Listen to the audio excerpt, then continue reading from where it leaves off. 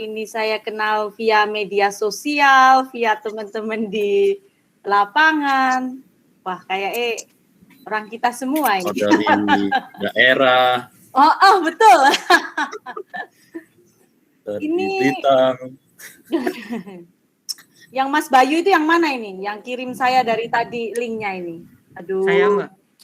Kamu bertanggung jawab. Saya nunggu 2 menit tadi approve ini gimana? Mohon maaf, Mbak. Oke. Ya, selamat sore semuanya teman-teman semua. Sore, Mbak. Ya, terima kasih. Saya senang sekali bisa bergabung bersama teman-teman semua di sini. Mas Bayu besok kasih saya ini ya, list namanya siapa saja ini ya.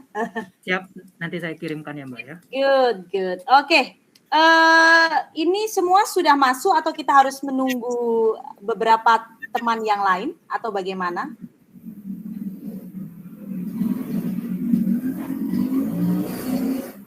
Aduh, ada Bang Ozi itu di situ. Naik motor jangan sekarang Bang, nanti aja dulu itu Bang.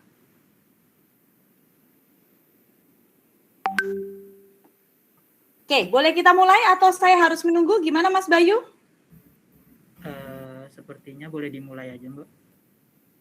Oke, suara saya bisa nggak sih? Ini laptop saya seharian nyala dari pagi sampai sekarang nggak berhenti ini. Suara saya bisa ini kan diterima dengan baik ya? Siap, bisa diterima. Ya. Oke, ya.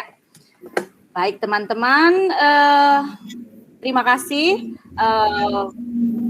Saya perkenalkan dulu ya, Bentar, saya tak kalau mau ini Google Meet ya, udah lama banget atau nggak pakai Google Meet nih. Iya cara nih kira kalau mau share screen.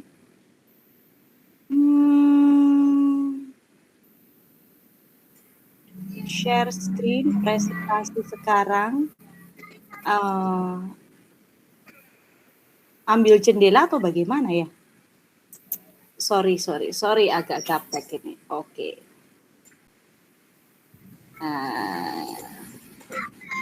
Gimana bisa ngelihat nggak? Bisa Ya. Muncul. Tapi kok saya kehilangan kalian semua ini gimana ceritanya ini? Kemudian ambil jendela aja Mbak. Lah ini pakai jendela. Ya, wes. Ya cuma saya nggak bisa ngelihat kalian masalahnya. Tunggu ya, saya stop dulu. Saya gimananya Mas?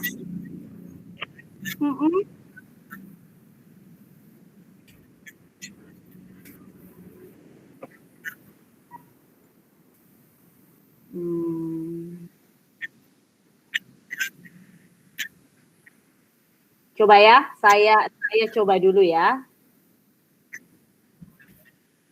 Oh, di PowerPoint-nya.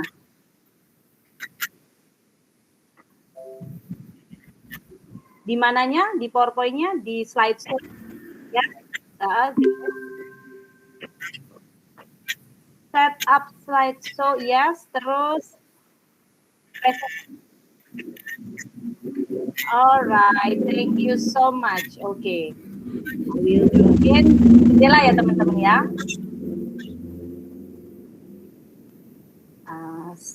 Oke, kemana ini kok enggak ada sih?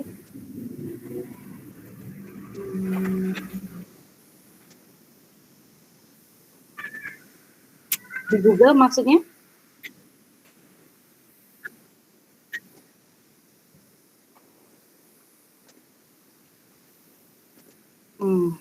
Sebentar ya, mungkin saya yang agak nggak terlalu familiar. Sorry, taking your time ya. Wait.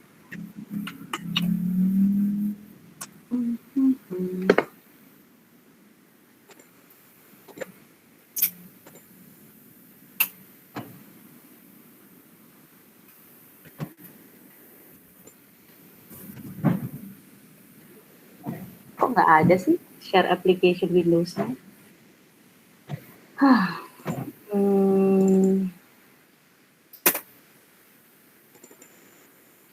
Bisa kelihatan nggak sih? Nggak ya? Bisa kelihatan nggak? Fisika Imaging MRI. Oke, walaupun saya nggak lihat kalian, it's okay lah. At least jangan tidur ya. Sebentar, soalnya saya nggak tahu ini gimana caranya. Mungkin see slideshow. I don't know lah. Oke, teman-teman, terima kasih atas waktunya. Sorry, 8 menit ya saya sudah melewatkan waktu kalian. Terima kasih atas hari ini. Saya dapat jadwal dari Mas Guntur untuk mengisi hari ini mengenai fisika imaging dan kami itu kan tim, ada Mas Guntur dan Pak Heru ya. Dan di sini saya dipesan untuk yang pertama itu saya akan memberikan mengenai apa sih yang mengenai prinsip-prinsip fisika imaging MRI. Nanti jika beberapa hal yang nanti akan kita ketahui bersama, saya 6 kali session pertemuan dengan teman-teman. Setelah itu saya akan mengisi mengenai fisika penentu parameter pada pemeriksaan MRI dan juga mengenai pulse sequences serta aspek fisika pada pembentukan citra MRI, faktor-faktor yang mempengaruhi kualitas citra MRI serta artefak citra MRI. Oke, sedikit review saya ya.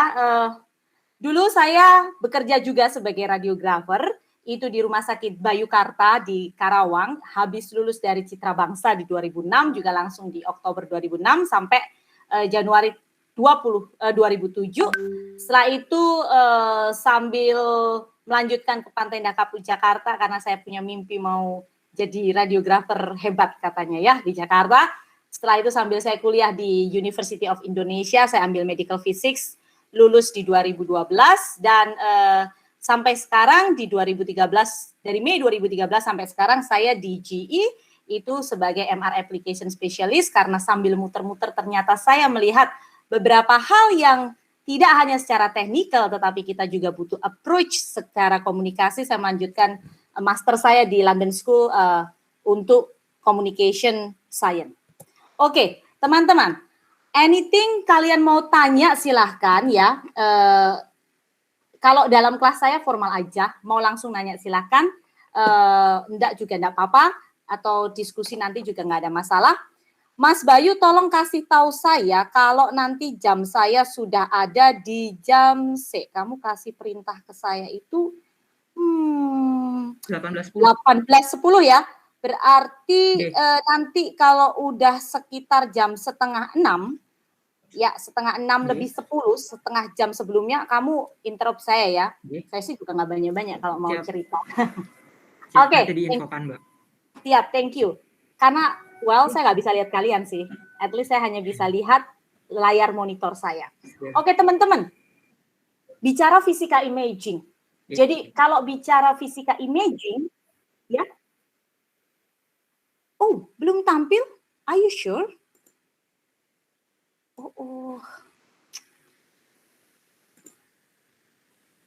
Dari tadi saya udah ngotak-ngatik PowerPoint tapi enggak kelihatan nih dia cerita nih, Rek. Bentar ya. Ini kalau di jendela kan ya ngambilnya ya.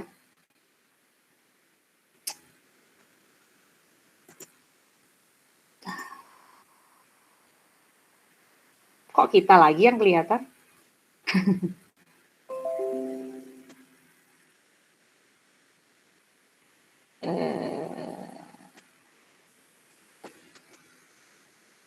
Terus berarti PowerPoint-nya tuh saya ngambil dari mana ya?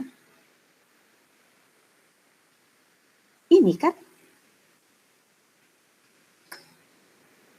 I don't like this.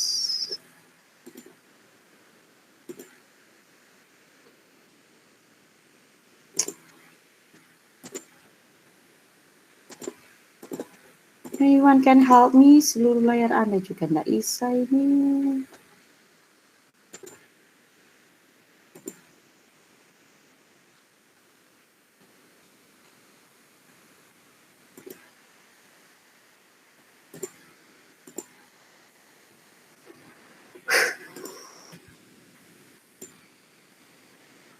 Kalian nggak bisa lihat PowerPoint saya? Saya udah buka ini.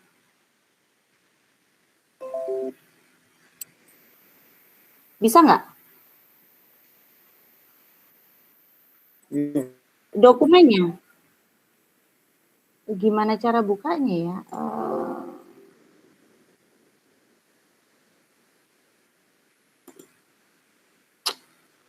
Bentar. Sorry. Oke.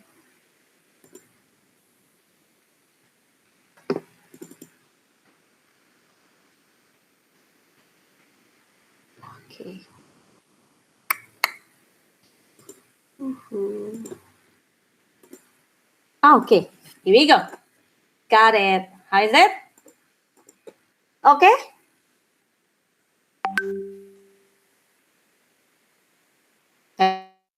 Halo, bisa?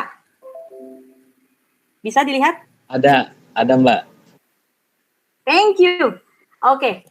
Ya, ini saya sedikit yang tadi saya bilang, saya dari Bayukarta, setelah dari D3 saya di Jogja, terus saya di radiografer di Pantai Nakapu sampai 2013, sembari saya jadi radiografer, saya juga kuliah di Fisika Medik di UI. Setelah itu saya ke GE, sambil jalan-jalan saya juga belajar banyak hal, itu lalu saya ngambil ilmu komunikasi, LSPR Jakarta. Oke. Ya, sekarang bisa lihat? Bisa. Oke, good, very good. Oke, Fisika Imaging MRI. Ya, teman-teman, tadi beberapa poin yang sudah saya jelaskan, ini hari ini kita sebagai introduction, nanti beberapa hal saya sudah dibagi dengan Pak Heru dan Mas Guntur, jadi saya kedapatan yang untuk introduction Fisika MRI, as a simple, 5 pilar utama dalam dunia Fisika MRI itu adalah, ada 5 hal yang jelas kita perlu tahu ya, magnet itu sendiri, gradient, lalu data pipeline itu bagaimana karakteristik dari MRI yang kita punya, karena mostly semuanya itu ada karakteristiknya masing-masing, lalu radiofrekuensi koilnya juga seperti apa, serta penggunaan atau sequence yang nanti akan kita pelajari di dalam aplikasinya itu seperti apa. Oke, saya akan bicara mengenai magnet. Magnet, ada beberapa banyak vendor yang teman-teman tahu. Ada GE, ada Siemens, ada Philips, ada Hitachi, ada juga Samsung, banyak hal yang lain, itu pasti semuanya punya medan magnet, ya, punya magnet. Nah, karakteristik pertama dalam fisika MRI itu kita perlu tahu magnet itu sendiri. Magnet itu siapa? Apakah magnet itu berbentuk seperti halnya kayak batu, kayak besi berani yang terus diinduksi dengan medan magnet seperti itu, atau MRI kita itu bentuknya dalam arti magnet seperti apa? Nah, magnetnya itu ini kalau saya bilang seperti ini, sambil cursor saya melingkar seperti ini, kalian bisa ngelihat nggak sih? Oke, good. Nah, magnet itu di dalam sini itu ada kumparan-kumparan yang bersifat superkonduktor, ya. Ini panjang dari sini ke sana kurang lebih semua vendor hampir sama, 1,5 sampai 2 meter tergantung. Yang pasti panjang, bentuknya melintang dan tidak seperti CT scan yang lebih ramping gitu kan ya. MRI agak sedikit membutuhkan ruang. Nah, nanti juga kalian juga perlu mengetahui karakteristik dari bornya masing-masing medan magnet. Ada yang 60 as a usual, itu adalah yang biasa. Lalu ada yang whiteboard gitu ya. Ukurannya juga teman-teman juga perlu tahu nanti, karena ini akan berkaitan dengan fisika pesawat MRI-nya. Nah, nanti juga berapa contoh magnetnya ini, contohnya berapa gitu, dan tipikal dari diameter itunya bagaimana, serta FOV yang dimiliki bagaimana. Tiap magnet berbeda-beda. Sekarang, kalau kita bicara magnet itu adalah penentu dari image quality dan juga kalau ada pembelian, contoh nih ya, kalau ada pembelian 1,5 dan 3 Tesla jelas beda. Ya, jadi mau image quality-nya lebih bagus antara 1,5 dan 3 Tesla gitu kan, juga kita akan berbeda antara hal tersebut. Nah, itu juga teman-teman perlu tahu bahwa magnet ini adalah penentu dari image quality dan juga bagaimana maintenance kita. Nanti kalau teman-teman ketemu, saya tidak tahu untuk kelas ahli jenjang apakah ketemu quality control dan quality assurance pada MRI. Nah, di situ juga akan menentukan bagaimana maintenance masing-masing, karena maintenance antara magnet yang Teslanya kecil dengan Teslanya besar tentu ada keberbedaan. Hal tersebut itu akan mempengaruhi magnet ini juga ya, akan mempengaruhi dari homogenitasnya, lalu mempengaruhi imaging volume-nya, dan bagaimana untuk shimming-nya sendiri. Nah, sekarang magnet itu sendiri, kalau ditanya 1,5 Tesla itu ada di mana, 3 Tesla itu ada di mana, begitu kita buka ruang medan magnet, itu bukan di situ kita ada. 1,5 atau 3 Tesla itu ada berada titik di isocenter di mana bor medan magnetnya itu berada. Jadi mengapa kita harus melakukan positioning pada MRI, begitu ya. Jadi kalau kita taruh landmarknya di mana, terus kita masuk seperti itu, dan kita membawa landmark itu masuk ke dalam isocenter, itu artinya kita membutuhkan pada poin FOV tersebut, dengan kita sudah desain si coilnya, itu kita butuh homogeneity. Nah, karena disitulah nanti bagaimana performs in the end as a radiographer, we have to do pulse sequence yang akan kita lakukan, bukan bagaimana performance-nya, bagaimana saat kita melakukan T1, bagaimana kita melakukan T2, dengan banyak parameter yang akan kita adjust, dan image quality-nya bagaimana. Juga kalau kita akan menggunakan FOV, kenapa kok di tempatmu itu FOV-nya bisa lebar, sedangkan di tempatku kalau lebar sedikit, semisalnya nih, sudah nggak karu-karuan nih FOV-nya. Apakah itu karena kita, parameternya kita salah, atau memang karakteristik medan magnetnya yang berbeda? Nah, itu juga nanti akan mempengaruhi. Banyak hal yang mempengaruhi dari hasil image quality. Itu tergantung lagi balik ke basic fisikanya. Bagaimana nanti masing-masing kerjanya. Dan juga kalau kita melakukan pemeriksaan yang out of center, contoh otak, kepala, kita masukkan di coil kepala, itu jelas ada di pertengahan isocenter. Well, karena kita sudah taruh coilnya juga di pertengahan. Tetapi kalau kita melakukan pemeriksaan pada muskuloskeletal, contohnya nih ya, dan di situ ada sebelah kanan dan sebelah kiri, kadang-kadang kan tidak pas di pertengahan medan magnet. Nah, kalau di situ juga akan ada challenge-nya, magnetnya itu seperti apa gitu ya, supaya kita menghasilkan gambar image quality yang bagus. Setelah itu, pada bagian nanti teman-teman akan belajar mengenai, saya lihat kurikulumnya, ini mengenai fisika imaging pada pesawat MRI, di situ teman-teman juga akan belajar mengenai apa itu shimming. Ya, bagaimana shimming itu sebenarnya itu di awang-awang kalian itu seperti apa? Orang kalau kita penjurusan D4 MRI gitu, itu udah di shimming atau itu lagi dilakukan shimming gitu. Shimming itu modelnya kayak apa? Terus atau kita sudah ada di duduk di depan konsul MRI dan ada satu teman kita, coba deh kamu kasih shimming, itu dikasih shimmingnya ada di sini. Apa itu maksudnya shimming gitu kan? Sebenarnya shimming itu sebuah, kalau ngelihat secara hardware seperti ini, yang ada pada medan magnet, artinya ada di dalam hardware, shimming itu adalah satu proses bagaimana kita membuat balancing dan membuat smooth medan magnet itu sama rata di antara semua cycle dari bor medan magnet. Ini kalau teman-teman lihat, kebetulan saya pernah lihat nih, karena saya juga penasaran, apa sih orang ngomongin shimming terus seperti itu kan? Ternyata kita mengadjust sesuatu ya, mengadjust sesuatu untuk shimming itu nanti akhirnya ujung-ujungnya in the end as a homogeneity pada medan magnetnya. Nah, kalau nanti kayak ini contohnya, kayak kita membuat satu gerabah seperti itu, membuat supaya halus, itu kita lakukan bagaimana memoles dengan baik. Khususnya juga shimming juga lakukan hal seperti itu.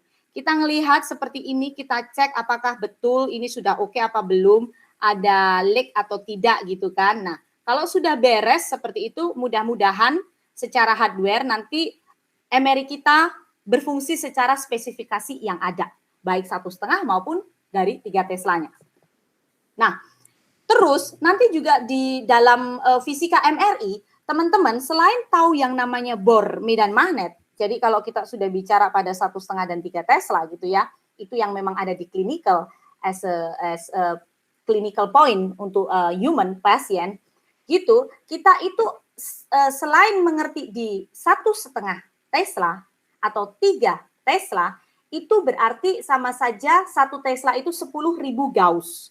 Kalau 1,5 Tesla itu berarti kita bicara 15.000 Gauss. Sedangkan as a human yang batas maksimal untuk pacemaker supaya tidak kontak, tidak connect dengan medan magnet itu adalah di 5 Gauss. 5 Gauss itu adalah di bagian terluar yang kita namakan fringe field, artinya tepi, daerah tepi luar seperti ini.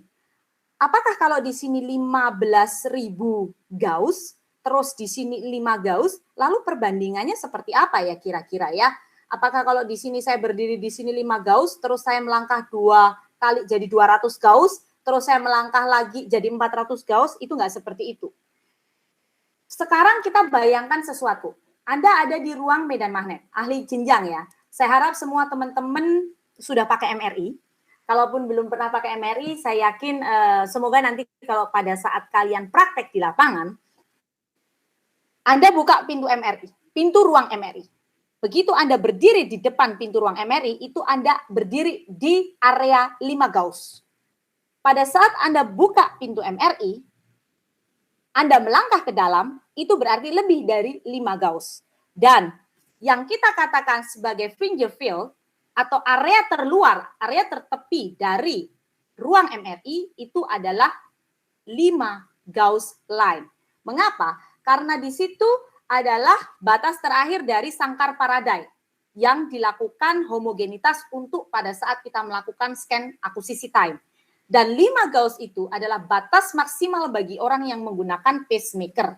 Kalau dia lebih atau dia lanjut ke dalam dan masuk ke ruang dalam lebih lanjut, otomatis nanti kontak pacemakernya terhadap medan magnet, baik 1,5 maupun 3 Tesla. Sehingga bisa terjadi yang pertama kegagalan fungsi dari pacemaker tersebut. Kalau memang orang tersebut sudah harus butuh pacemaker untuk life save-nya gitu kan, dan dia nanti gagal pada saat si cardiac pacemaker-nya, ya otomatis akan membuat kefatalan seperti itu. Nah, di sini ada sesuatu yang kita perlu tahu, bahwa ada yang namanya garis tepi atau fringe field itu yang batasnya 5 Gauss. Sekarang kalau kita duduk di ruang MRI dan kita melakukan scanning, apakah itu kurang dari 5 Gauss? I say yes. Tapi tetap biasanya masih ada, entah itu either 2 Gauss gitu ya, 1 Gauss, tapi itu nggak ada masalah. Bahkan frekuensi dari HP kita pun tidak akan ada masalah di situ. Artinya ini menunjukkan adanya MR signal itu bagaimana sejauh, saya tidak bicara paparannya, tetapi jangkauan dari isocenter utama terhadap ke arah yang spread out keluar. Karena kan medan magnet, Anda tahu ya, yang paling banyak untuk tarik-menarik adalah north and south, utara dan selatannya. Kanan kiri biasanya tidak terlalu banyak melakukan daya tarik-menarik. Oke. Lalu, selain itu yang kalian perlu tahu mengenai pengenalan fisika MRI, itu adalah gradien. Nah, gradien itu apa sih? Kenapa sih gradien itu penting?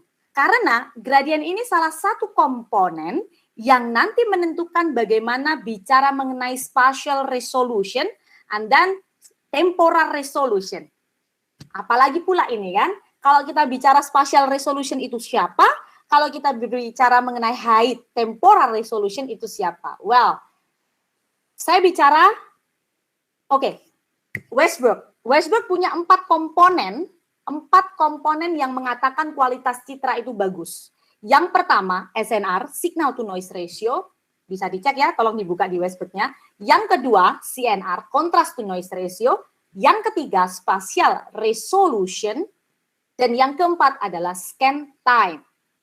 Saat kita berbicara SNR, CNR, spatial resolution, and then scan time, itu kita berbicara mengenai image quality. Image quality yang kita balik tadi dari awal kita sudah bilang kalau itu berkaitan dengan medan magnet dan juga berkaitan dengan yang sekarang kita sedang pelajari adalah medan gradien. Kalau SNR itu signal to noise ratio, perbandingan atau rasio dari signal terhadap noise gitu kan, dan CNR contrast to noise ratio, bagaimana membedakan antara patologis dengan jaringan yang normal, itu kita bicara CNR. Spatial resolution adalah bagaimana kita bisa membedakan per pixel dengan pixel yang lain. Spatial resolution ada 3 hal yang kalian perlu ingat. Yang pertama adalah tergantung 3 hal, FOV. Jangan-jangan nanti keluar di ujian ya. FOV dengan FOV kecil. Kurang lebih antara 12 sampai 20. Berarti 12 kali 12 atau 14 kali 14. And then dia juga tergantung terhadap matriks. Kalau saya bicara matriks MRI, itu ada 2 hal. Frekuensi kali fase. Jadi, kalau kita bicara 352 kali 256, berarti begitu saya nanya, matriksnya untuk frekuensi berapa? Atau frekuensi matriksnya berapa? Berarti yang di depan, 352. Yang kali 256 itu adalah phase matriksnya. Spatial resolution membutuhkan matriks yang tinggi. Berarti paling tidak dia di atas 256. Lalu yang terakhir, spatial resolution dia membutuhkan slice thickness. Which is slice thickness yang tipis, minimal 3 mili. Dengan dia mampu memprovide 3 mili FOV kecil, slice thickness yang tinggi dengan scan FOV tidak terlalu tinggi, artinya performance gradiennya bagus. Di mana kita ketemu biasanya di 3 Tesla. Jangan disamakan gradien 1,5 dan gradien 3 Tesla gitu kan. Itu akan berefek beda terhadap spatial resolution. Perbedaan antara titik satu dengan titik yang lain atau pixel per pixel. Sekarang kalau kita bicara temporal resolution, ini kalau kita berbicara mengenai area MRI atau kualitas MRI kalau dia butuh sebuah dynamic imaging. Artinya kalau saya mau butuh pembuluh darah dikasih kontras, mau lihat dari fase arteri, fase vena, fase delay, artinya saya butuh temporal resolution yang cepat supaya saya tidak kehilangan momen di mana nanti kontrasnya gone atau kita kok udah sampai vena duluan sih, arterinya kapan gitu kan. Nah, itu kita bicara mengenai temporal resolution atau sesuatu yang harus pergerakan supaya cepat tetapi image baik di kardiak semisalnya. Jadi yang banyak membutuhkan temporal resolution biasanya vascular imaging pada pembuluh darah, lalu CMRI atau cardiac magnetic resonance imaging, dan juga abdominal khususnya seperti dynamic liver study, lalu juga prostate study untuk melihat dynamic contrast enhancement-nya. Mostly yang bicara mengenai kontras, kita ngejar kontras dan segala macam, itu kita bicara mengenai temporal resolution. Kalau bicara high temporal resolution berarti seberapa cepat kemampuan gradien alat ini supaya gambarnya tetap bagus. Nah, itu akan sangat tergantung dari berapa minimal TR-nya, time repetition, berapa TI-nya, echo spacing-nya. Kalau bicara echo spacing nanti akan saya jauh lebih deep dive kalau kita sudah ketemu di pertemuan berikutnya.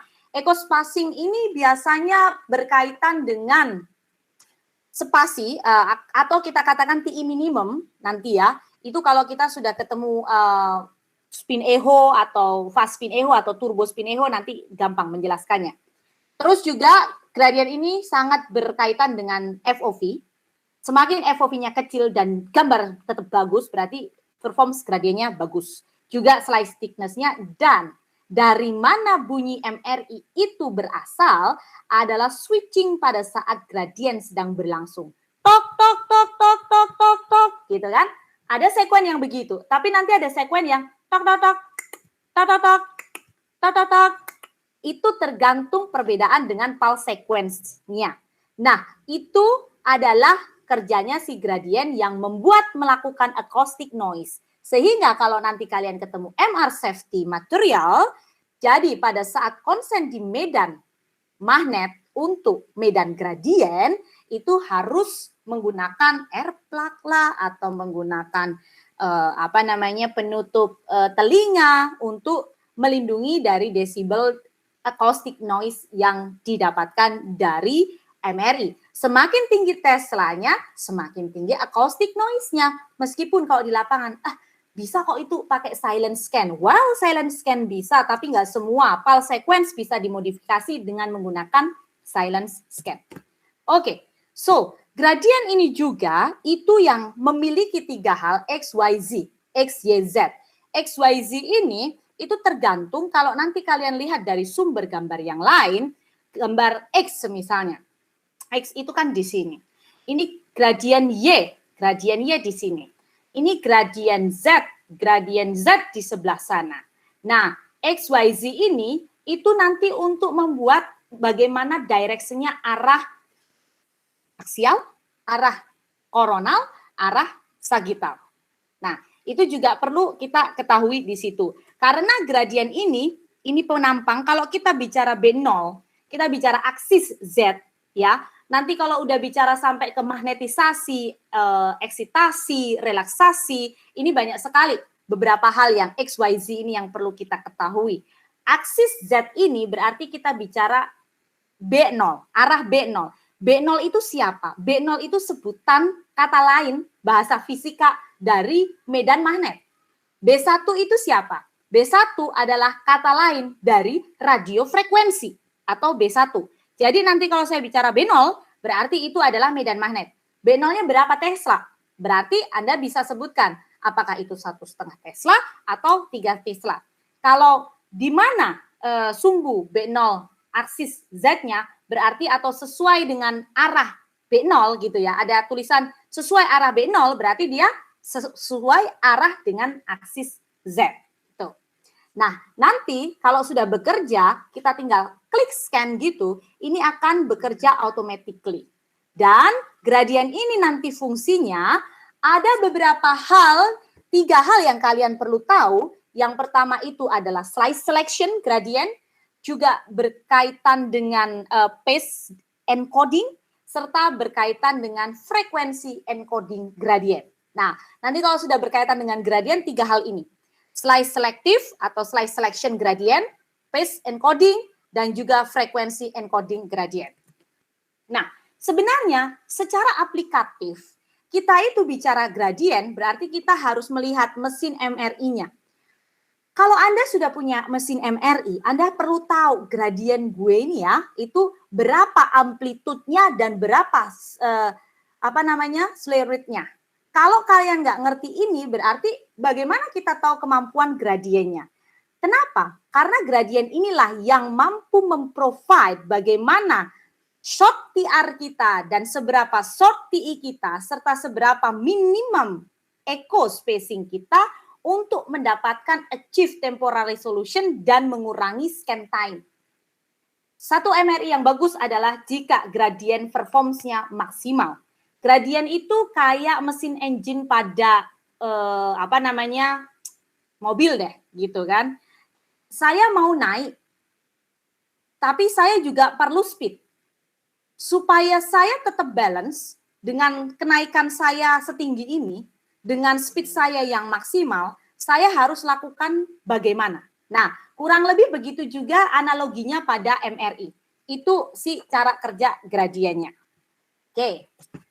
Nah, selain itu, kalau di fisika, kalau kita anak fisika, anak IPA dulu ya, kalau dikatakan amplitudo itu apa? Amplitudo itu bicaranya pasti simpangan terbesar. Nah, amplitude itu karena simpangan terbesar, kita perlu tahu, apa sih amplitude itu kan? Apa sih simpangan terbesar? Jadi sejauh mana itu si gradien tadi mampu dalam mikrotesla per meter gitu kan? Nah, ini juga untuk melihat ini kalau kita ngelihat, jadi kalau kalian lihat ada kayak gambaran seperti ini silinder tapi yang agak panjang, ini taruhlah kita itu si gantry medan magnetnya gitu kan. Kalau gradiennya lagi bekerja itu dia bisa up, bisa switch on, bisa switch off, on, off seperti itu.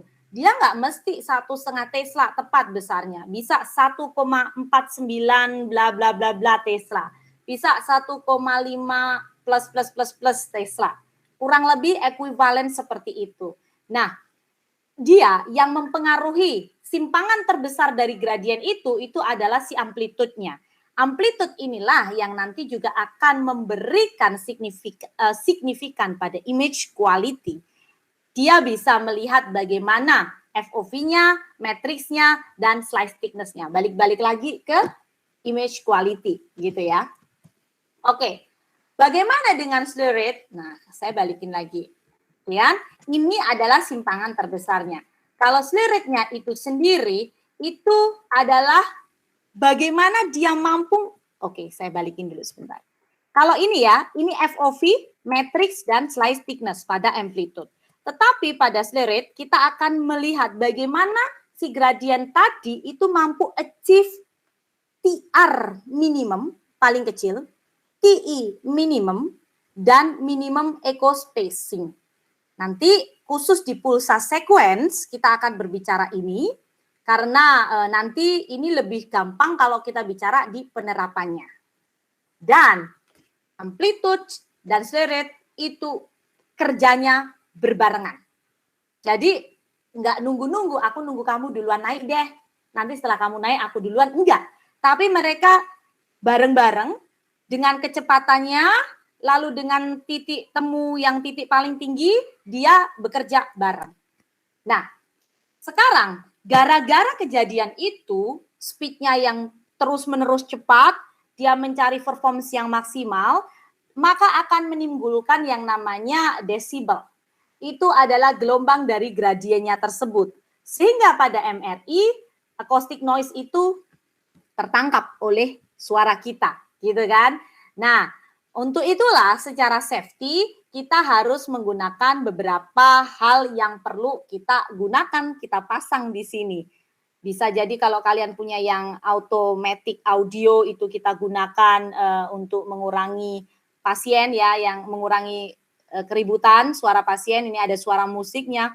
Well, meskipun suara musiknya nggak terlalu signifikan ya, setidaknya itu secara psikologi ada approach kepada pasiennya, bagaimana kita betul-betul consider dan betul-betul concern mengenai hal ini.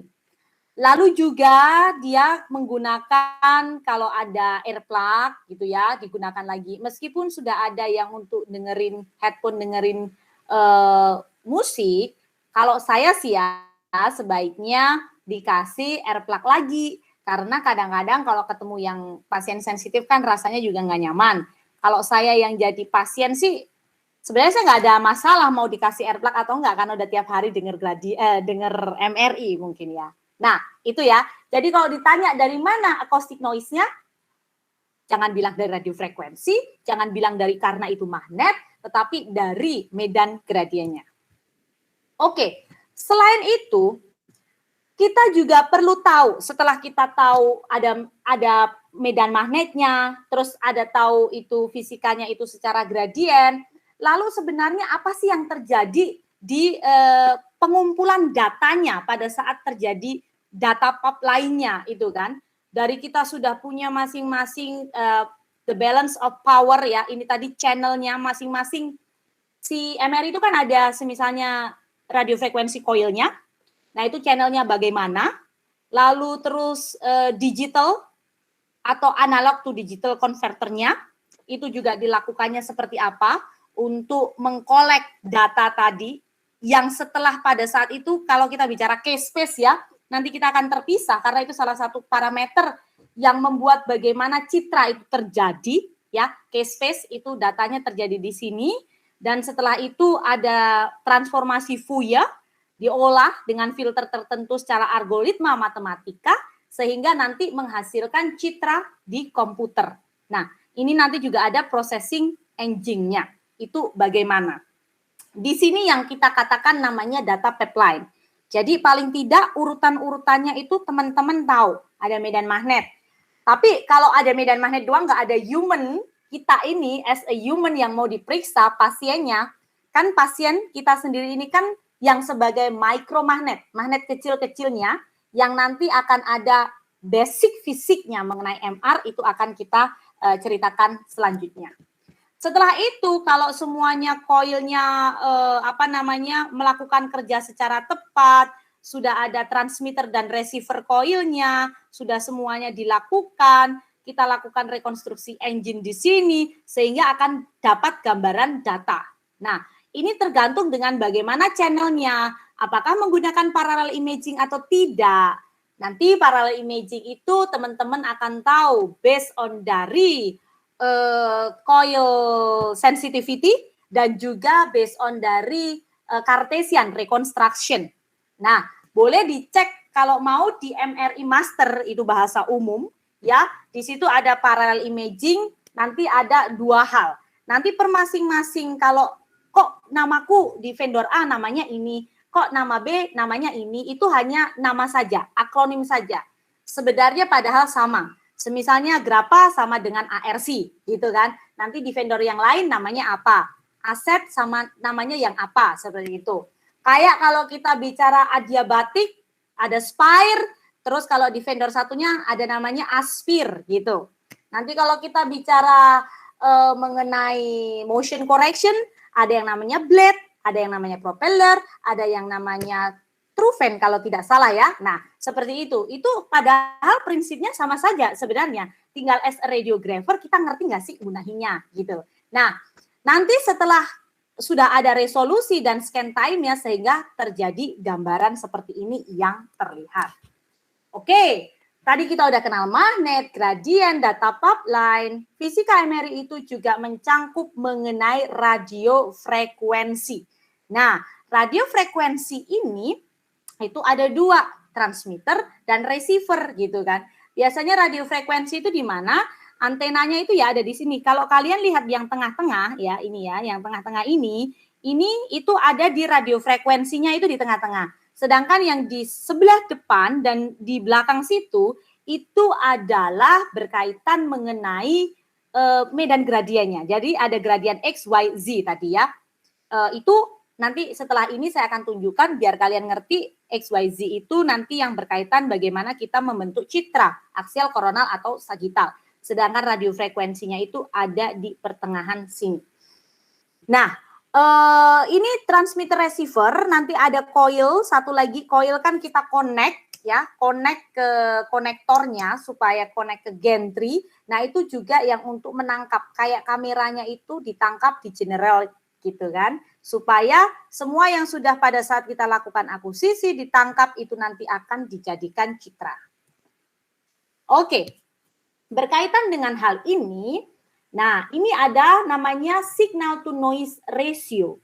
Fisika pada MRI itu kita harus betul-betul mengetahui apa sih SNR itu. Kalau di CT scan itu kita bicara tidak mengenai signal to noise ratio, jelas berbeda kan. Tapi kalau di MRI, SNR itu sesuatu yang paling utama. Karena rasionya itu adalah sebuah kunci bagaimana kita mendapatkan dari semua proses yang panjang tadi, image quality-nya itu maksimum. Karena kita perlu tahu, signalnya tinggi, biasanya noise-nya tinggi, juga nanti gambarnya nggak karu-karuan. Kadang-kadang ada konsep begini, waduh, gambar 3 Tesla, tapi kenapa ya kok seperti ini, gitu kan? Kenapa kok saya lebih aman main di 1,5 Tesla? 1,5 Tesla itu lebih gampang dikendalikan. 3 Tesla, SNR-nya melimpah. Secara fisika, 1,5 dan 3 Tesla, itu SNR-nya 2 kali lebih tinggi. Tetapi as a realistic, pada saat kita lakukan scan di situ, 3 Tesla itu sebenarnya nggak sampai 100% atau nggak sampai 2 kali lipatnya dari si 1,5 Tesla. Well, mungkin 80%. Tetapi hukum alam, signalnya semakin banyak, iya noise-nya biasanya semakin banyak. Tetapi bagaimana kita mengelola supaya SNR-nya ini itu maksimum.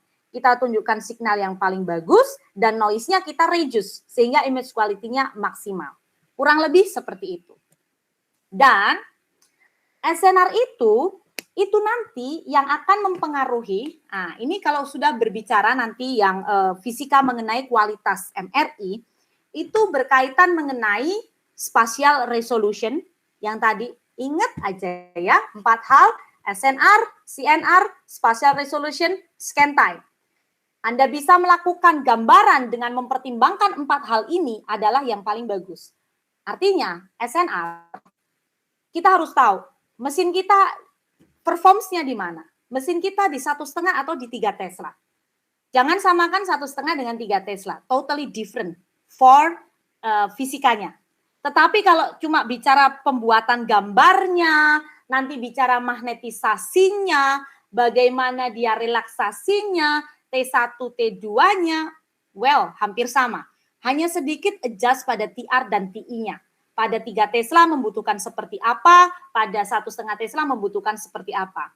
Tetapi kalau sudah berkaitan dengan SNR, itu akan berbeda. Bagaimana spatial resolution-nya, bagaimana speed-nya, dan bagaimana khususnya SNR-nya yang nanti akan mendapatkan gambar baik spatial resolution maupun berkaitan dengan temporal resolution. Satu hal lagi, kalau nanti suatu saat teman-teman akan bikin skripsi, itu harus juga dicek koil yang dipakai itu berapa gitu. Jadi biar skripsinya itu ada agak keren dikit gitu loh. Jadi jangan cuma perbandingan antara fat set dengan T2 fat set atau dengan steer seperti itu. Tetapi kita bisa mengelaborate jauh lebih dalam, MRI itu udah sampai sejauh dalam apa sih gitu di perkembangan selama ini, apalagi teman-teman yang sudah punya MRI sendiri ya di situ. Nah, itu depend, coil ini juga sangat berpengaruh. Coilmu 16 channel dengan 8 channel itu jelas akan berbeda. Contoh, saya punya parameter A, exactly sama dengan parameter B, sama persis.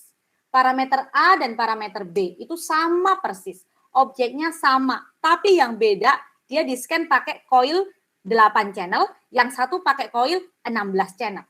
Apa itu bisa dikompar? Kan tentu tidak bisa di-comparison kan, karena jelas yang jauh lebih bagus SNR-nya pada yang 16 channel, walaupun protokolnya sama. Nah, seperti itu. Karena itu dari RF-nya. Nanti mungkin yang akan berbeda, scan time-nya jelas akan berbeda. Itu yang pertama. Yang kedua juga, dia lebih cepat, yang 16 channel, yang lebih tinggi jelas lebih cepat, dan juga kualitas image-nya juga akan lebih cepat. Nah, sekarang inilah yang nanti dalam fisika MRI itu yang akan kita pelajari. Bagaimana dengan medan magnet sendiri nanti kita as human ya, kalau masuk ke medan magnet di dalam sini, apa sih yang terjadi? Keadaan apa yang terjadi? Yang pertama terjadi magnetisasi, nanti yang kedua terjadi eksitasi, nanti yang terakhir terjadi relaksasi, hingga pada saat cuk RF dimatikan akan terkumpul jadi data ya.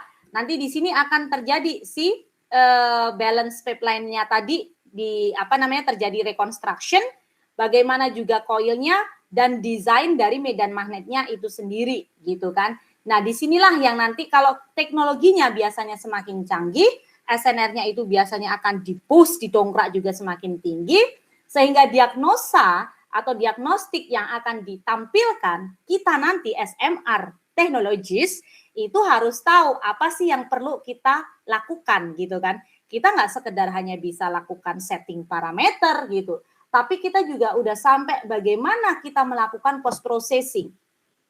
Well, honestly di lapangan itu nggak semua kok radiolog itu mengetahui dengan pasti komponen-komponen fisika imaging yang terjadi sampai terjadinya gambaran. Nah, itu bagian kita untuk memperkuat bagaimana kita mau ngelihat itu hal tersebut bisa menjadi lebih deep dive. Oke, sekarang ini sebatas mencuri waktu sedikit sebelum besok kita akan deep dive lebih banyak lagi berkaitan mengenai fisika MRI. Jadi, ada yang namanya kejadian di mana itu kita masuk ke ruang bor medan magnet. Saya tampilkan dulu. Nah, pada saat as a human kita masuk ke ruang medan magnet gitu, kita perlu tahu apa medan magnet yang kita pakai, mau 1,5 ataupun 3 Tesla. Yang jelas, kalau kita bicara Tesla tinggi, 3 Tesla ya, itu maka net magnetization-nya pun akan terjadi lebih tinggi. Kita skip dulu kalau belum tahu apa net magnetization, karena next session kita akan bicara mengenai hal ini. Omega kali gyromagnetic ratio dengan B0, sekali lagi B0, itu kita bicara magnet field strength atau Tesla-nya berapa gitu ya.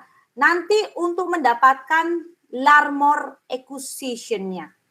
Di sini frekuensi Larmor-nya nanti yang akan berada, atau Larmor frekuensi ini. Jadi saya di sini bisa nulis nggak sih? Repot juga ya kalau nggak bisa nulis.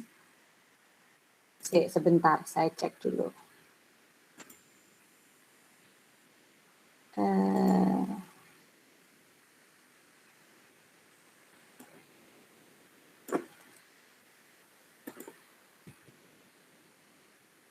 Nanti deh, saya coba cari dulu. Oke. Ada yang namanya konstanta. Konstanta itu sesuatu yang tidak bisa diubah jika tidak ada teori lain yang bisa mengubahnya atau mematahkan konstanta itu. Kayak semisalnya dulu bumi adalah pusat kehidupan. Ternyata ada yang namanya dipatahkan dengan matahari. Ternyata sebagai pusatnya. Atau bumi dulu itu datar. Ternyata sekarang orang tahu bumi itu bulat. Berarti teori yang lama sudah tidak dipakai lagi. Gitu, kurang lebih. Nah, si gyromagnetic ratio pada hidrogen jika di 1,5 Tesla itu kurang lebih 3,8. Kalau di 3 Tesla 127,8. Ya dong. Nah, kurang lebih kalau dikali 2 ya 2 kalinya pada 3 Tesla.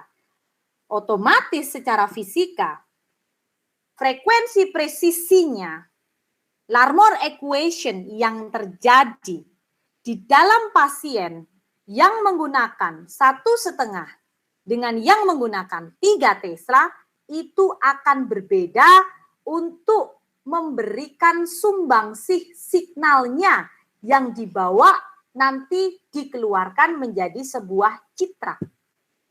Jangan kaget mengapa 3 Tesla itu lebih bagus, lebih kinclong, atau lebih detail, spatial resolusinya jauh lebih cantik, karena prinsip fisika dasarnya saja mengenai precision frekuensinya sudah berbeda. Gambar dikoleksi pada saat kita ada di dalam gantry magnet, terjadi magnetisasi, lalu terjadi eksitasi, terjadi relaksasi, limpahan-limpahan sinyal yang kita dapatkan di 3 Tesla itu lebih robust, lebih mendongkrak, lebih banyak. Jadi jangan kaget dengan kejadian tersebut. Nah, Larmor frekuensi ini itu si atom hidrogen dalam tubuh kita, dalam proton kita yang jumlahnya miliaran itu berputar terus-menerus tadi. Jadi speednya pada 3 Tesla dengan speednya dengan 1,5 tentu akan berbeda. Nah, kurang lebih seperti ini nanti mengenai konsep fisika, baik dari peralatannya, lalu nanti dari kualitas gambar, nanti juga dari artefaknya, itu nanti akan kita satu-satu akan kita lihat. Oke, terima kasih. Monggo ini setengah jam. Kalau nanti kalau ada pertanyaan sebelum saya akan tunjukkan sesuatu dulu ya. Saya stop dulu, saya ambil yang lain dulu sharingnya. Oke, sebentar saya ganti yang lain.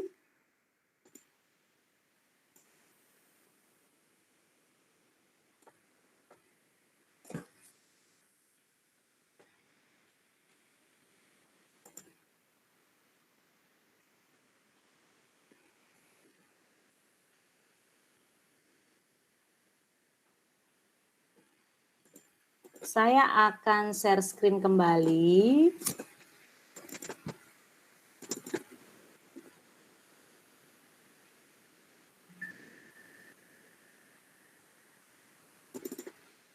Tunggu sebentar.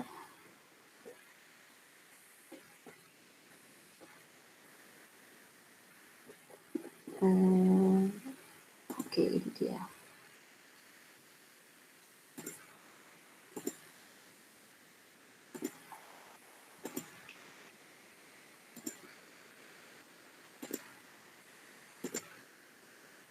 Oke, bisa lihat teman-teman ya.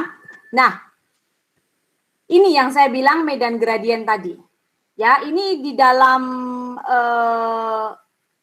medan magnet, di dalam magnet, bor magnet kita, itu ada yang namanya gradien X, gradien Y, gradien Z. Gradien X ini bertanggung jawab biasanya untuk irisan sagital, terus gradien Y ini untuk bertanggung jawab terhadap irisan koronal, anterior to posterior, ini right to left atau left to right, dan gradien Z ini bertanggung jawab terhadap irisan inferior to superior atau superior to inferior atau aksial. Dan yang warna biru di sini ini adalah transceiver dari radiofrekuensinya. Nanti pada koilnya itu ada receivernya. Kurang lebih seperti itu. Kalau bicara si gradiennya. Oke, monggo kalau ada yang ingin ditanyakan, silahkan.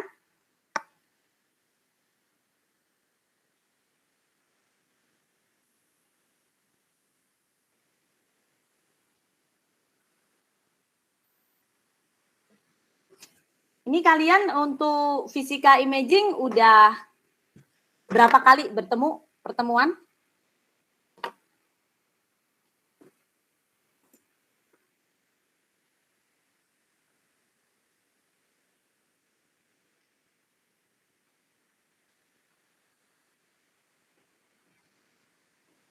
Halo, nggak ada yang dengar saya. Wah, ada Mas Dedi. Dicari ya? Saya cari beneran. Mana ini? Ini muka familiar semua saya. Ya, gimana teman-teman? Kurang lebih seperti itu penggambaran fisika imaging. Nanti 5 kali pertemuan berikutnya kita akan lebih deep dive. Kalau tidak ada, nanti saya akan masuk yang langsung. Karena kita masih punya waktu banyak. Monggo, sambil saya cari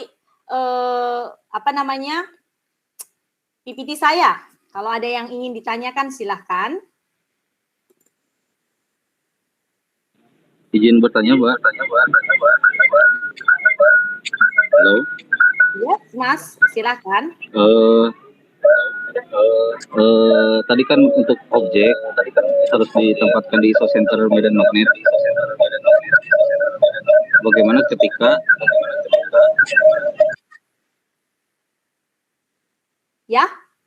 ketika pemeriksaan seperti ekstremitas kan ditempatkan objek itu tidak pas di isocenter medan magnet, tapi gambarnya fine aja gitu. Nggak berpengaruh banyak ketika objek ditempatkan di isocenter. Itu nggak masalah atau ya gimana gitu maksudnya? Oke, terima kasih Mas Iksan ya. Ya, muskuloskeletal, kalau kita bicara teknik, objek-objek yang out of center, itu kita perlu tahu yang namanya teknik aplikasi di lapangan. Contoh solder. Pasti akan ada limitasi atau batasan tertentu pada meja atau pada area coverage dari MRI tersebut yang nggak boleh keluar. Artinya, meskipun dia tidak tepat di isocenter, tetapi yang penting soldernya agak dikedalemin sedikit supaya nggak out of dari meja, garis dari meja itu. Dan harus di-cover dengan si yang namanya coil. Betul, challenge-nya adalah nanti kita kan punya FOV. FOV kita atur sedemikian rupa supaya ada di pertengahan isocenter. Pada saat kita lakukan si solder tadi yang agak diketengahi meskipun tidak ada pertengahan masuk ke isocenter, dia ada di batas toleransi bagaimana untuk mendapatkan signal. Hanya yang perlu kita ingat, tadi kan sudah tahu, ada medan magnet yang memang punya spek yang bagus, ada medan magnet yang punya spek yang mungkin ada komparasi yang tidak terlalu maksimal kalau kita lihat dari gradiennya. Nah, hal itu akan terlihat jelas nanti bagaimana kita hasil fat setnya. Jadi kalau nanti ada kegagalan, paling gampang, ada kegagalan inhomogeneity atau ada kegagalan fat set yang terjadi, berarti yang pertama bisa kita out of centernya kebangetan, kurang ke tengah. Itu yang pertama. Yang kedua, kalau memang betul-betul dia nggak bisa di tengah dan agak repot, kita bisa gunakan teknik lain kalau pada fat set itu seperti steer. Ya, itu kita menambahkan teknik chemical shift-nya, itu kita suppress dengan menambahkan teknik time inversion. Kalau kita mau mensuppress yang namanya fat-nya, berarti kita tambahkan value di bawah 200. Nanti kalau beberapa pulse sequence akan kita pelajari lebih lanjut di situ. Jadi Mas Iksan, kalau kita melakukan scanning pada pemeriksaan yang out of center, kita perlu tahu bagaimana batasan FOV yang bisa tercover oleh signal, meskipun tidak bisa ada di pertengahan isocenter. Kurang lebih seperti itu, dan untuk coilnya harus tercover dengan betul. Paling gampang lihat di fat set. Fat setnya gagal, berarti bisa jadi kita kurang tengah, atau teknik kita yang kurang pas. Kurang lebih begitu, Mas. Semoga bisa memberi jawaban yang memuaskan. Ya, Mbak.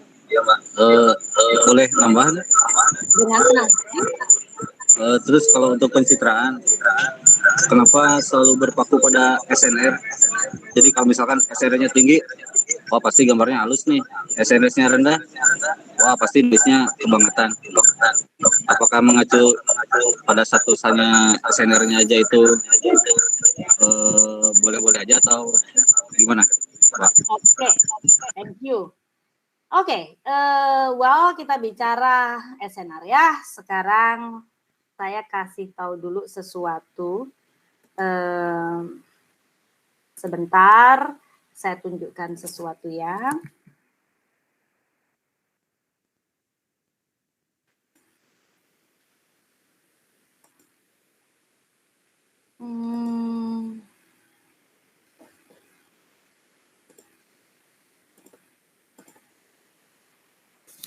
Bentar Mas ya, inimu menarik. Jadi pertanyaanmu menarik, saya akan coba.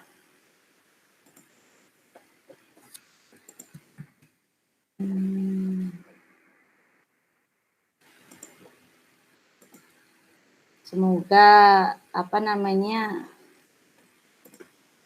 laptop saya lagi ngambek, supaya nggak ngambek sebentar ya. Oke, kok nggak bisa, nah ini dia. Oke, iya.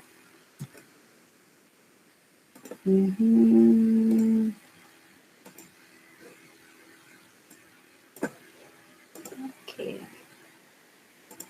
Ya, saya akan tunjukkan sesuatu. Oke. Nah. Share jendela ini ya. Mas bisa lihat? Bisa lihat? Bisa, Mbak. Oke. Ada 4 hal yang saya bicarakan tadi. SNR, signal noise to ratio. Signal to noise ratio itu adalah standar yang digunakan bagaimana performance dari MRI. Karena MR image ini sangat tergantung pada signal dan noise. Jadi jangan cuma signalnya doang yang mau, tetapi noise-nya juga harus kita maintenance dengan baik. Lah signal dan noise tadi atau SNR tadi itu salah satu yang didapatkan dari medan magnet. Dari medan magnet apa saja? Bisa juga dari medan gradiennya. Karena mengapa? SNR ini yang akan mempengaruhi banyak aspek, Mas, dalam parameter MRI. SNR ini akan mempengaruhi terhadap slice thickness, SNR ini juga akan mempengaruhi bagaimana, slice thickness-nya ini, berapa yang Anda bikin, akan mempengaruhi bagaimana SNR-nya. FOV ini juga akan mempengaruhi SNR-nya. Receiver bandwidth yang Anda gunakan juga akan punya pengaruh terhadap SNR. Atau, kata-katanya bisa begini, SNR ini juga yang akan mempengaruhi FOV Anda. SNR yang akan mempengaruhi frekuensi matriks Anda. Jadi ada ketergantungan antara SNR dan phase metric, SNR dan number of excitation, atau bahasa yang lain itu number of average. Number of average. Dan pada 3D secara fisika itu ada localizer per slab, itu sangat tergantung dengan SNR. Nah, kalau mau pusing ini rumusannya. Tapi saya tuh nggak mau pusing masalahnya, ya. Nah, SNR ini satu-satunya kunci yang betul-betul harus kita kenal di MRI. Karena dia ini yang mempengaruhi semua sistem parameter yang ada pada MRI ini ya. Jadi di sini ada FOV, ternyata ternyata relasi hubungan antara SNR dengan FOV itu kuadrat, Mas. Tapi berbeda dengan relasinya SNR dengan thickness. Itu enggak kuadrat, tapi sama. Nah, kalau thickness-nya saya naikkan, berarti SNR-nya ikut naik. Gitu kan? Nah, kalau SNR terhadap bandwidth, itu 1 per akar bandwidth. Itu pada 2D. Maka mengapa MRI itu kadang kelihatannya ribet? Karena kita harus mengenal masing-masing hubungan si parameter ini. Hubungan parameter ini terhadap SNR itu akan mempengaruhi kualitas citra kita. Contoh nih, Mas. Saya mau, kita lagi scan 24 cm kepala. Doktermu tiba-tiba datang, aku nggak mau, tolong dong kecilin lagi FOV-nya. Well, kita kecilin FOV-nya. Begitu kita kecilin FOV-nya, hubungannya kan kuadrat. Otomatis dia langsung jadi ngedrop dong. Lah, kalau ngedrop kayak gini, SNR-nya nanti akan mempengaruhi gambaran. Begitu kita kecilkan lagi seperti ini akan terjadi gambarannya seperti ini. Ini akan berbeda, karena dia akan ngedrop. Nah, artinya di SNR ini, pada saat kita disuruh ngecilin FOV, kita harus mengadjust another parameter, supaya SNR kita tetap 100% atau tetap 1%. Karena pada saat kita ngecilin jadi 18 cm, ngedrop jadi 0,56. Gimana caranya buat dongkrak lagi? Bisa jadi saya tambahkan matriksnya. Gitu. Jadi itu mengapa si SNR itu menjadi sangat-sangat penting. Oke, kurang lebih begitu, Mas. Gimana? Baik, terima kasih. Mbak, itu dengan kata lain berarti SNR itu berpengaruh terhadap kontras ya, kontras gambaran ya? That's good question again. Yes dong. Saya belum nyampe nih selanjutnya kan, kamu udah tanya gitu. Oke, saya tunjukkan lagi ya selanjutnya. SNR itu bukan mempengaruhi kontras gambaran lagi. SNR itu satu-satunya kunci yang harus kita pegang. Bentar, saya tunjukkan yang lengkap ya kalau bicara SNR. Masalahnya kalau tiba-tiba bicara SNR ini di mana ya? Ini saya sebentar dulu. Ya, dia berpengaruh terhadap gambaran langsung.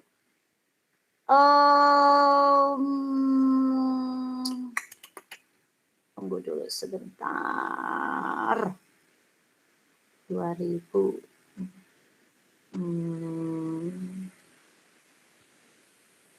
Oke. Ini aja deh.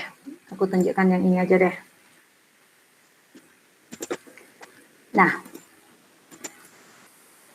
Sekarang kita utak-utik nih. Saya punya contoh nih. Oke. Bisa lihat screen saya.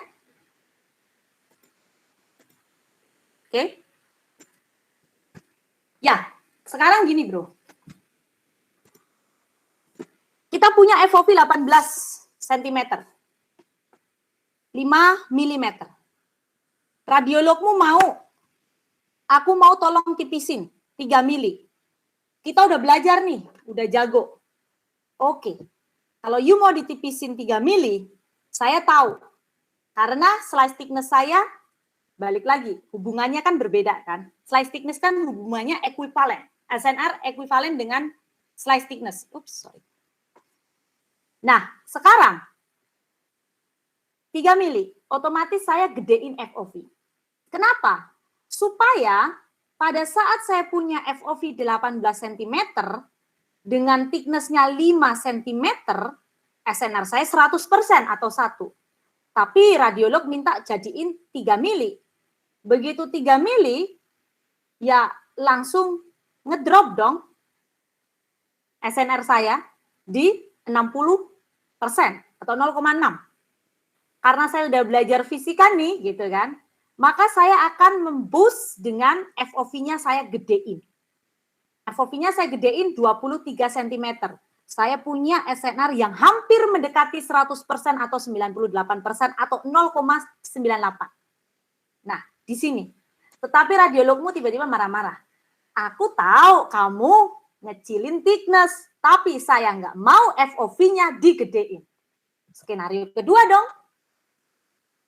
Oke, tetap dengan 3 mili. Nanti ininya tetap semisalnya ya, nggak kita gedein. Tapi ya kita punya konsekuensi dong. Next-nya kita tambahkan. Artinya number of excitation atau number of average-nya kita tambahkan double. Supaya saya mendongkrak SNR saya tadi. Sehingga SNR saya ya paling nggak 85 cm. Otomatis kualitas gambar saya oke. Tetapi masalahnya, Tetapi masalahnya, waktu saya akan 2 kali lebih tinggi. Sedangkan kalau di sini tadi, waktu saya tetap sama karena saya membesarkan FOV. Kalau bicara next atau number of excitation atau number of average, kamu itu kayak saya mau nyetrika baju sekali, belum halus. Tambah 2 kali, sedikit lebih halus. Kalau di press lagi 3 kali, tambah lebih halus. Apalagi dikasih next sampai 4 kali.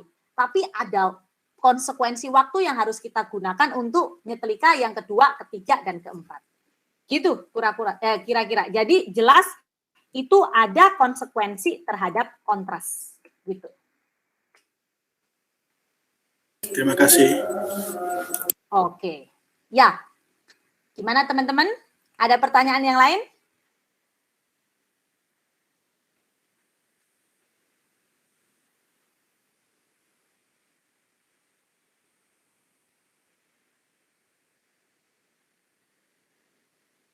Gimana?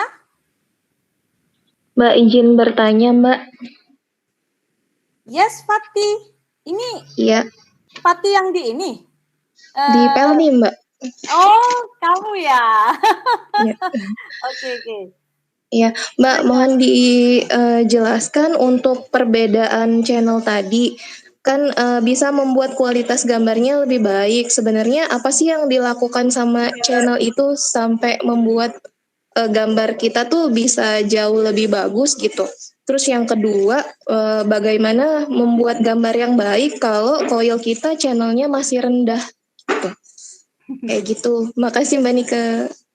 Oke, sama-sama. Wow, channel itu kan sebenarnya nangkep ya. Kayak you punya antena, terus saya itu signalnya ada nih. Saya punya signal di sini. Yang satu channelnya cuma 8, yang satu channelnya 16.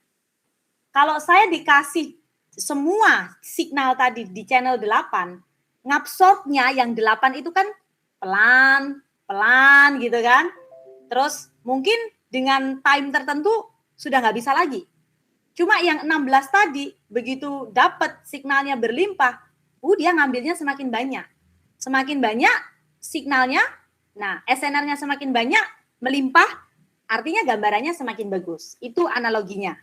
Jadi kayak dia itu karena channelnya semakin banyak, ya semakin banyak saya punya SNR-nya. Terus, kalau gambaran yang channelnya cuma sedikit, pengen gambaran yang bagus, saya juga agak pusing nih ya teman-temannya. Jadi kalau saya ditanya, tolong bikinin gambaran yang bagus, tapi channelnya cuma satu channel semisalnya.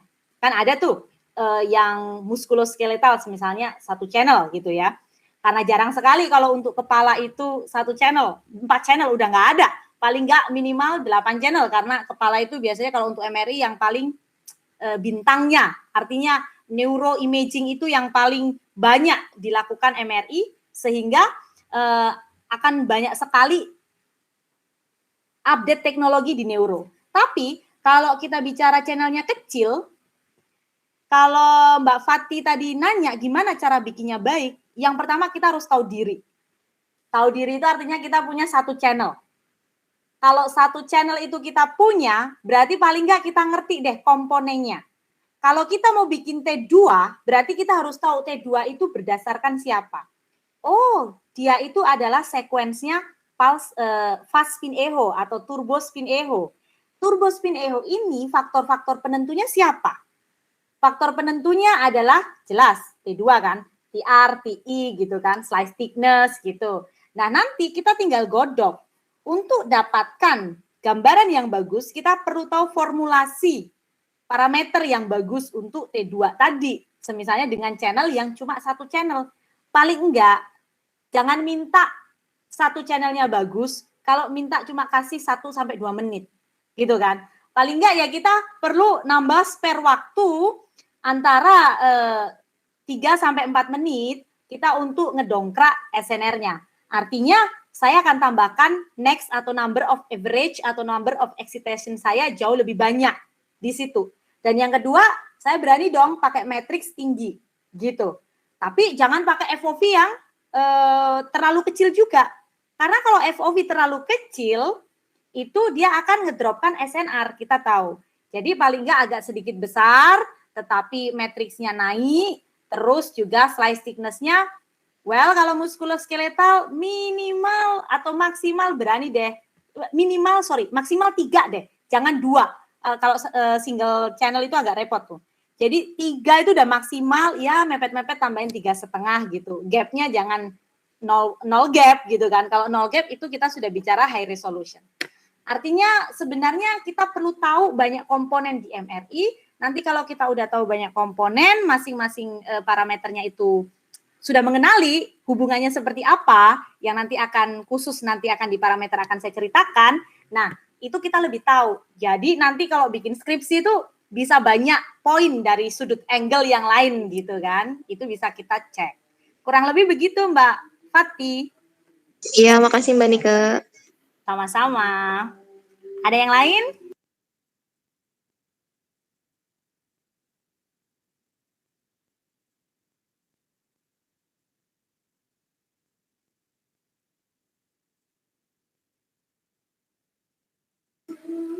Ini jumlah teman-teman ada berapa ya? 30, Mbak. Oke, 30. Jumat depan saya lagi atau bukan ya?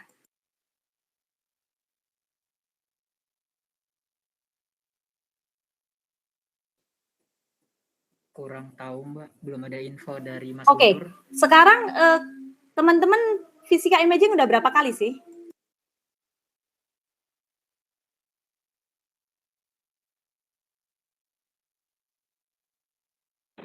Kemarin sama Pak Heru 5 kali, Mbak.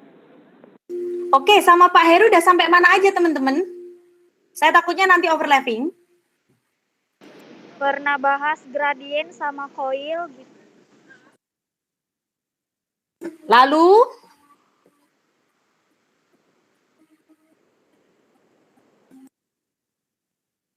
apa lagi?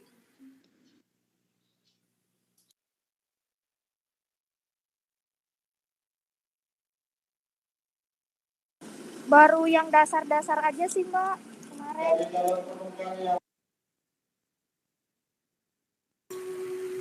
Dasar-dasarnya itu berarti sebentar, yang magnetisasi, relaksasi sudah?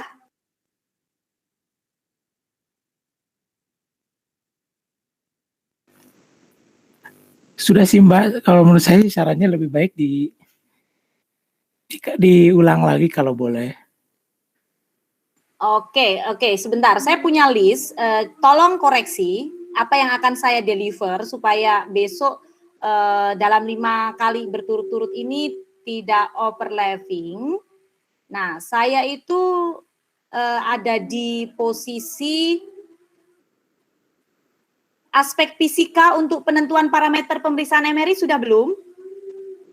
TR, TINEX, dan segala macam itu tadi? Belum, Mbak. Oke. File sequence, gradient echo, spin echo, fast spin echo, lalu teman-temannya? Belum? Oke. Proses pembentukan citra dari sebenarnya dari magnetisasi, relaksasi sampai ke case space sudah? Belum juga. Oh, banyak belumnya. Lalu artefak MRI? Belum. Walah, Belum. Oke. Terus faktor-faktor yang mempengaruhi kualitas citra? Belum. Oke. Berarti yang sudah gradien, radiofrekuensi, pesawat MRI sudah ya, harusnya ya, karena itu harusnya pertama sih. Teori atom. Oke deh. Ya sudah, berarti besok saya akan catat. Usul Mbak, maaf. Gradiennya mohon diulang boleh? Oh, minta gradien yang diulang. Ya. Oke. Nggak ada tambahan lagi ya. PPT-nya setengah mati. Oke. Ya, ini karena gradien ini sebenarnya performs nanti untuk mendapatkan aplikasi yang bagus sih. Oke. Sip. Oke, ada pertanyaan lagi teman-teman di hal ini? Karena saya tuh malah tiba-tiba suruh dapat pengenalan MRI tadi. Boleh izin bertanya Mbak Nika?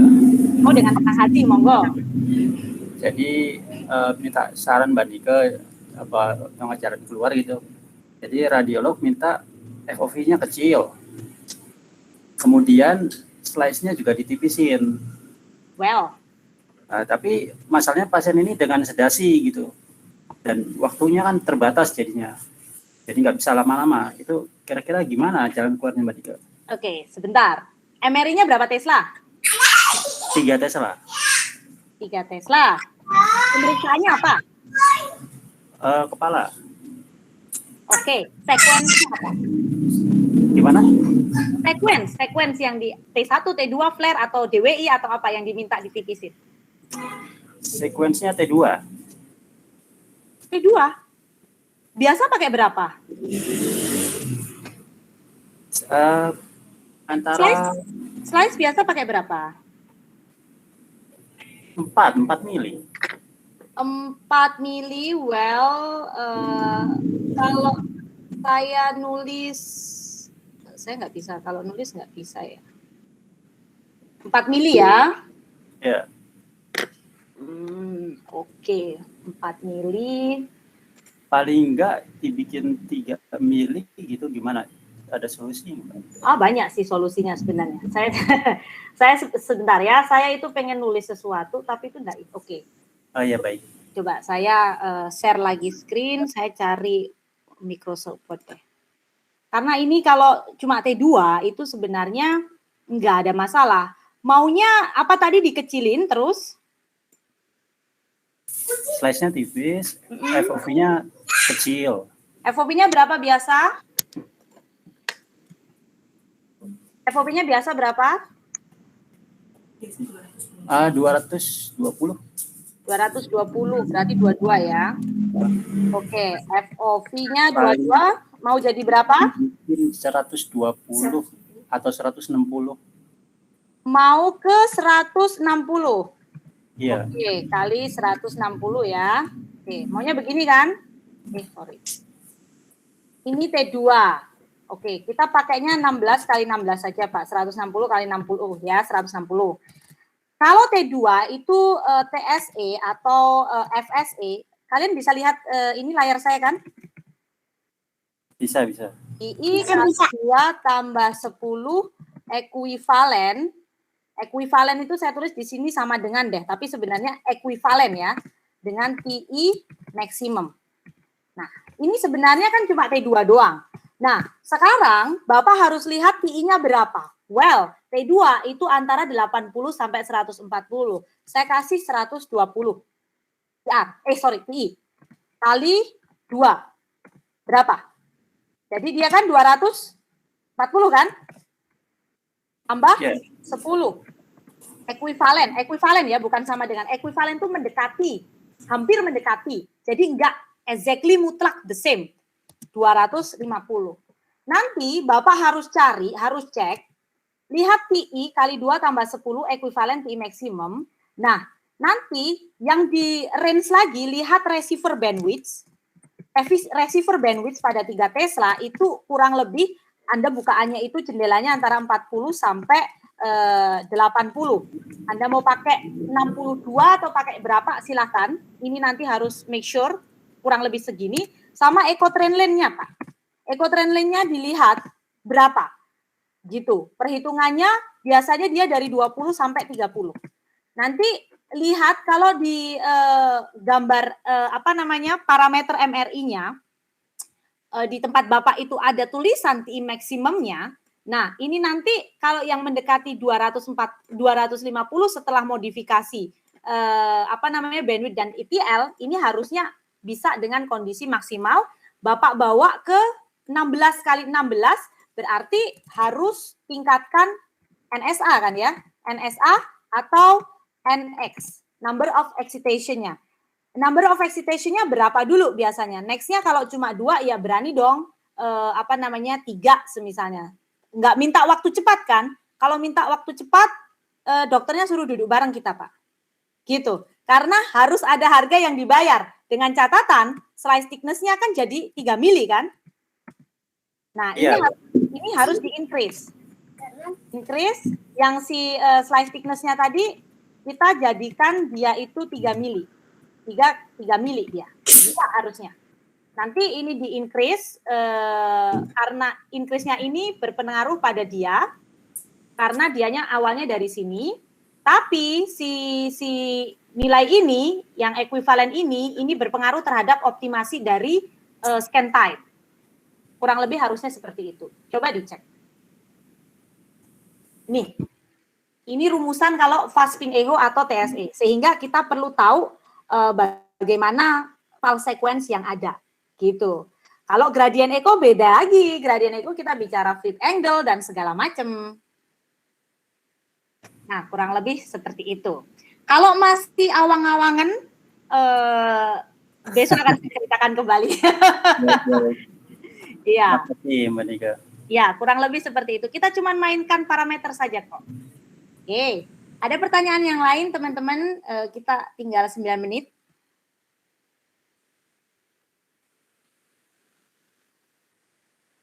Biasanya absennya pakai apa sih ini? Pakai Google Form. Oh, Google Form. Ada ya? Oke. Monggo, ada pertanyaan yang lain?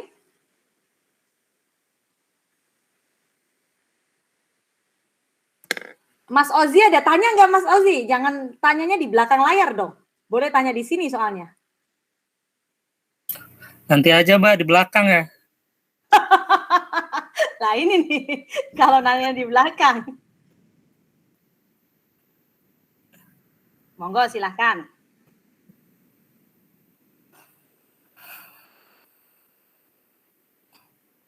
Untuk nanti ya Mas Bayu, saya minta absennya karena biasa setelah minggu kedua, ya betul. Pertemuan kedua biasanya saya ngasih hadiah. Hadiahnya paling cari literasi. Siap. Oke. Siap, nanti saya kirimkan ya Mbak ya. Oke. Ya, monggo. Ada pertanyaan yang lain? Silahkan.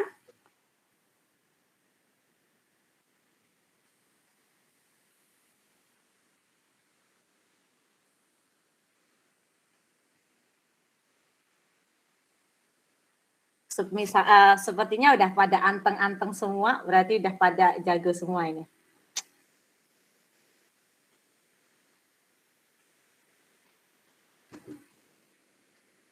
Biasanya kalian literasinya pakai buku apa? Untuk belajar fisika MRI?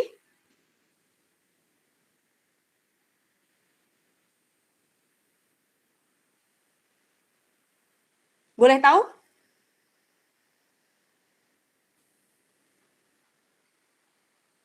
Belum dikasih ya literasi bukunya apa aja? MRI in practice, that's for application. Maksud saya untuk yang fisikanya? Belum, Mbak. Belum. Oke, nanti saya kasih ke Mas Bayu. Terus Mas Bayu tolong share ya untuk buku-bukunya ya.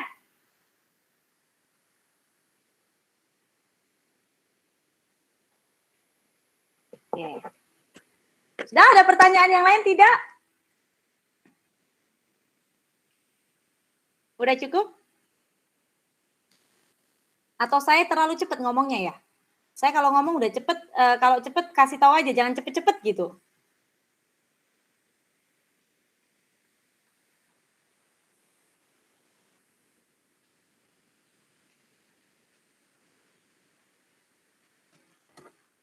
Sepertinya udah semuanya. Oke. Kurang 5 menit lagi, ada yang ingin ditanyakan?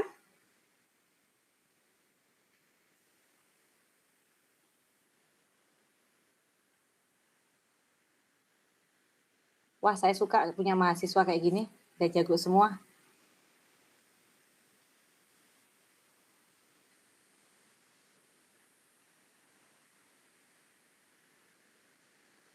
Oke, berarti ini belum pernah ketemu di hybrid class ya, baru online semua ya? Baru online. Iya, Mbak. Online semua, oke. Suka saya kalau online semua, nggak repot saya. Soalnya nek ketemu di kelas dulu itu, saya rapel sampai 5 jam ketemu. Capek-capek deh belajar MRI bareng-bareng. Oh ya Mbak, Mbak kalau SNR itu ada nilai rujukannya nggak Mbak? Ada nilai tetapnya nggak? Kurang lebih 100% atau 1%. 1%. Satu utuh maksudnya. Jadi tergantung vendor. Vendor ada yang mengatakan, vendor A bilang, yang penting SNR-nya bagus, tinggi, 1 utuh. Ada yang mengatakan, vendor B bilang 100% harus dapat gitu. Tapi artinya itu kurang lebih yang bagus segitu. Nanti kalau kita adjust sesuatu, ternyata loh SNR-nya kok turun jadi 70% gitu kan, atau jadi 0,7 gitu ya. Saya sih masih oke. Kalau SNR-nya di bawah 60 atau di bawah 0,6, nah itu kita perlu consider, Pak. Gitu. Itu penurunannya dari faktor apa pengaruhnya? Good question. Dari faktor Anda mengubah slice thickness, Anda mengubah FOV, Anda mengubah next untuk supaya lebih cepat atau number of average NAS-nya, gitu kan? Atau mengubah mau gedein, nah seperti itu tuh akan mempengaruhi semuanya. Saya itu sebenarnya pengen nyari yang saya mau cari ini sebentar ya sebelum selesai. Kalau memang betul-betul curious about SNR, itu ada satu hal yang sangat bagus sekali. Cuma taruh itu di mana itu agak repot saya nyari essay sebentar. Batas toleransi NSR-nya berapa Mbak? 70 atau 80% masih bisa kira-kira Mbak? Oh, saya masih oke kalau segitu. Siap. Nggak ada masalah. Yang nggak maksimal itu kalau udah oke, ini general scan parameter. Nah, ini. Ya, ada yang menarik di sini. Saya juga dulu belajarnya juga repot. Tapi ternyata kalau udah ketemu sesuatu yang bikin repot itu ngerti, walah enak banget, Rek. Artinya tinggal masuk-masuk aja gitu. Cek ya. Nah, kan tadi saya bilang seperti ini nih. Oke, ini 2 menit terakhir ya. Sorry. Ini ya. Mana sih? Nih dia. Ini sebenarnya kalau mau bahas satu-satu itu kayak gini nih, teman-teman. Hubungannya itu kan aneh kan SNR ini dengan teman-temannya yang lain, yang tadi sudah saya bilang. Dia punya form tertentu dengan slice thickness, ekuivalen, dengan next nanti beda lagi. Sehingga, kita cek di sini. Kalau bicara sama slice thickness, Anda biasa dari 10 mili, misalnya mau jadi 5 gitu kan, mau jadi 5 mili, SNR-nya nanti akan ngedrop. Jadi 5 mili seperti ini, gitu. Tetapi yang diganti paling cuman milinya atau contoh ini kan 10 thickness-nya nih. Ini terus 5 mili. Nah, ini cuman 2 mili nih. Nah, nanti kalau sama FOV dia beda lagi. Hubungannya seperti ini. Hubungannya sama matriks nanti beda lagi. Matriksnya yang kita kasih matriks tinggi, matriks sedang. Nah, itu enggak semuanya matriks tinggi terus tiba-tiba SNR-nya baik, enggak juga. Kalau kita kasih matriksnya pada si matriks frekuensi encoding, karena dia hubungannya 1 per akar frekuensi encoding matriks. Karena sebenarnya paling gampang itu ya kita pakai misalnya matriksnya 256 gitu kan, atau kalian familiar 25,6 gitu. Biasanya vendor cuma beda begitu doang sih sebenarnya. Phase matriksnya hampir sama gitu. Dia sama dengan matriks. Matriks itu ini loh, kalau ada bicara matriks ini misalnya 256 kali 192, berarti frekuensinya itu yang 256, phase-nya itu yang 192. Ini hubungannya. Hubungannya yang lain dengan receiver bandwidth seperti ini. 1,5 Tesla, mengapa saya pakai 31,2 kHz? Karena di sini SNR paling penuh. 3 Tesla 62, sekian. Jadi kalau tadi punya Pak Muhammad tadi nanya 3 Tesla, berarti coba lihat deh bandwidth-nya yang diatur berapa gitu. Karena kalau bandwidth di 3 Tesla itu akan beda. Ini saya bicara 1,5 Tesla. Nah, seperti ini. Oke, next-nya, next mungkin rata-rata atau number of average-nya itu 2 kan. Kalau kita tambahkan mau dongkrak SNR karena sesuatu yang lain dikecilkan, ya saya akan tambahkan next-nya karena akan dongkrak SNR-nya. Meskipun tidak 2 kali, karena dia hubungannya akar per next dengan SNR. Oke. Kurang lebih seperti ini, Pak, kalau bicara parameter. Jadi, kita itu perlu satu-satu ngelihat. Dan rumusan formulanya itu sebenarnya cuma ini. Dan pada 3D itu cuma ada tambahan localizer per slab. Nah, ini kalau dibongkar satu-satu dan kita aplikasikan di lapangan, mudah-mudahan kita nggak akan ada banyak masalah dengan gambaran. Kurang lebih seperti itu. Gimana?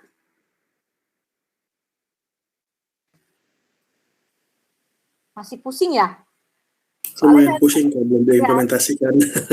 Saya lihat mukanya kok ngangguk-ngangguk tapi kayak nggak ikhlas gitu. Harus dipraktekkan langsung Pak kayaknya. Iya ya, betul. Coba nanti besok gini aja deh. Besok coba kalian lakuin 2 komparasi apa yang sudah kita bicarakan. Tunjukkan ke saya bedanya apa gitu. Pasti nanti akan ada perbedaannya. Dari beberapa macam parameter tadi yang ada gitu. Tapi besok aja sih saya ngasih tugasnya besok aja kalau udah pertemuan kedua. Gitu. Oke, kurang lebih seperti itu. Will, waktunya udah 6.12. Lah ini ya ngomong tuh dari pagi saya juga capek ya, kalau ngomong terus bisa kurus saya seneng banget ini. Oke, kurang lebih seperti itu teman-teman. Kalau ada PR, ada pertanyaan yang lain, next session sepertinya saya dapat next session lagi sih kata Mas Guntur. Coba nanti Mas Bayu tolong dicek kembali ya. Siap, itu akan saya isi mulai betul-betul dari basic awal ya, supaya kita betul-betul nggak kehilangan momen untuk sampai nanti mengerti apa sih sebenarnya fisika imaging MRI itu. Jadi nggak usah muluk-muluk, tahu dulu deh yang macam-macam aplikasinya di lapangan kalau fisikanya nggak ngerti sama sekali gitu kan. Kayaknya itu udah bikin A, B, C, D, E gitu. Tapi kita sebenarnya harus ngerti dasarnya. Kurang lebih seperti itu. Terima kasih atas hari ini. Mas Bayu, tolong difoto dulu dong biar laporan sama Mas Guntur sayanya. Siap, saya foto dulu ya Mbak ya. Ya, tunggu. Saya biar kelihatan eye sketching dulu. Boleh. Oke. Ya, 1, 2, 3. Udah Mbak? Oke. Ya. Terima kasih ya Bapak Ibu, teman-teman semua, sahabat-sahabat Radio Bang. Makasih Mbak. Ya, sampai ketemu. Terima kasih Mbak. Makasih Mbak. Terima kasih. Terima kasih, Mbak. Sama-sama.